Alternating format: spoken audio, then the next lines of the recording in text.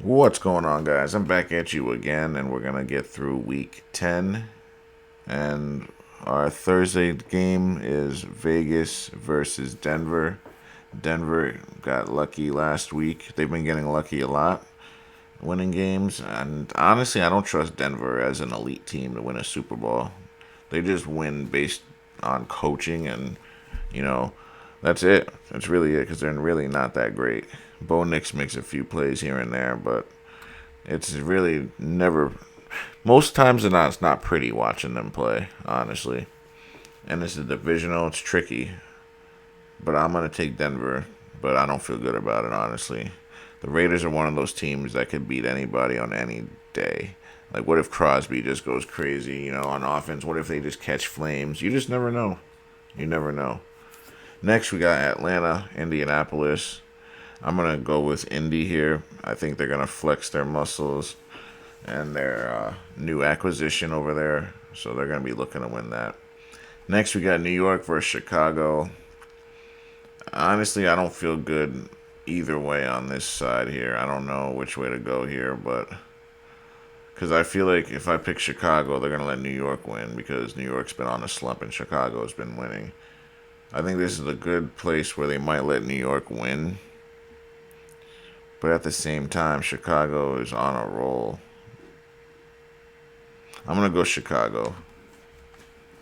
I don't feel good about it though. This one isn't really a toss for me. They're evenly matched. Next we got Buffalo, Miami. I'm going Buffalo. Next we got Baltimore, Minnesota. Uh, I'm gonna go Baltimore to see if they make a run. If they lose this game, they'll probably be out and eliminated. So they have to literally win out. Minnesota, they probably can sacrifice a couple more losses. But yeah, we're gonna go Baltimore. Next, we got Cleveland, New York.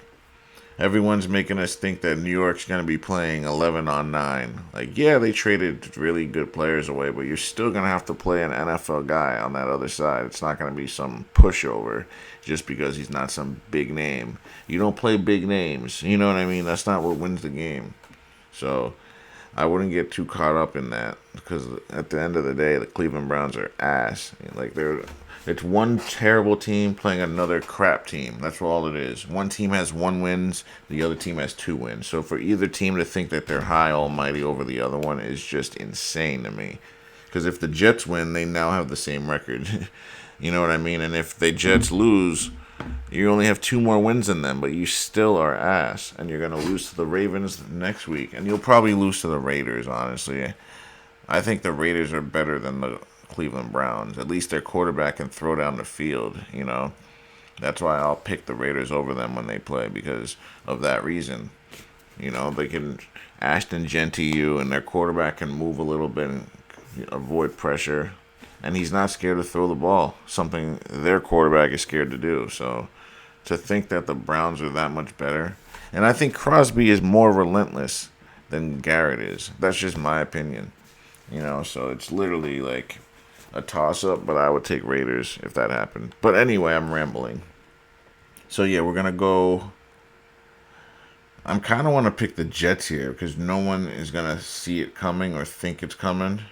Like I'm kind of leaning Jets, but I'm gonna go Cleveland here just to be safe. I don't know how Cleveland wins. Thinking on how Dylan plays, unless the Jets just don't play any defense and they leave the flats open and let Dylan throw these short passes, right? These 2 yard passes, and the running back takes it all the way because no one's there. The only way Cleveland wins is if the Jets leave guys open and allow Dylan to hit them wide open. But honestly, if Dylan has a good game, it tells me nothing. Honestly, I still will feel the same about him because you're doing this against the worst team in the league if you end up doing it. And if Dylan still looks bad against the Jets, you know what I mean. I still won't change my opinion because I already think he's ass. You know what I mean. So there's really nothing we gain from this. What does he do against the Ravens? I think that will be when his leash gets cut off. If he looks bad against the Ravens, that's probably when you say it's over because you play Buffalo after that. You're not beating Buffalo. You're gonna get embarrassed. Wait, no, I'm not. Not excuse me. I'm thinking I'm looking at their schedule, but yeah, they play Baltimore and then they play the Raiders and then I forget after that. But point I'm trying to make is This kid on this team right here, Dylan, I don't have high hopes for him. Next, we got New England, Tampa. Uh, this is gonna be a good game.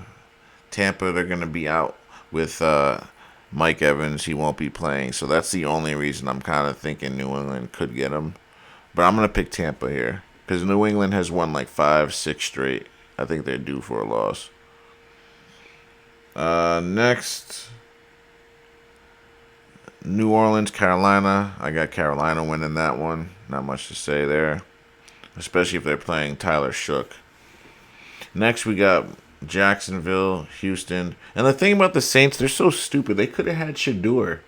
And that's how you know the NFL blackballed the kid. Like, why would you not pick Shador Sanders in a dome? Chris Olave, you know what I mean? I'm telling you, it would have looked way different. But they blackballed the brother, man. I guess they just don't want him to play this year. Don't be surprised if Shador doesn't see the field at all this year, guys. Like, just don't be surprised. All right, next we got Jacksonville, Houston. I don't feel good either way on this side here. Both teams are just so inconsistent. But I'm going to go Jacksonville. Next, we got Arizona, Seattle. Who did I pick? I picked Seattle to win this one. Even though Brissett has been looking very, very good, Brissett might actually make this a game. So don't think that Arizona is going to get their asses kicked. And Brissett is working himself into a job next year as well. You know, some team will sign him just, to get their rookie, like, acclimated. So say a team drafts, like, Mendoza or something, and then they ended up getting Brissett in the offseason. They'll have Brissett start, the first 4 or 5 games or whatever, and then Mendoza or whoever will come in to relieve him whenever the time's right. That's what I'm saying will probably happen. He'll be a bridge quarterback. If he keeps playing like this, absolutely. But yeah, we're going to go Seattle. Next, we got the Rams versus the Niners. We're going to go, I don't know. I don't think Brock Purdy's back. That turf toe injury is no joke. Like, it's not anything to mess with. But I am going to go LA. But who knows what Vegas does. But I'm going LA here. Next, we got Detroit, Washington. I'm going Detroit. Then we got Pittsburgh versus the Chargers. I think the Chargers are going to get them here because Pittsburgh, they've won a bunch. They're going to probably try to make that division tighter. They can't let Pittsburgh go that far ahead of the Ravens. They'll probably let the Pittsburgh lose, Ravens win. Now the Ravens will be like a game or 2 behind, right? So make it a little closer. So yeah, we're going to go Chargers here. Next, we got Philly versus Green Bay. And we picked Green Bay here because they took that bad loss last week. So no one's going to really think that'll happen, I think. And Philly, they made a bunch of desperate trades. I mean, who knows? It might work out for them. But I'm just going to go Green Bay here. And these are our 4 teams on the bye week. Other than that, guys, thanks for watching. And don't forget to join me for week 11. And press that like button down below there. Thank you.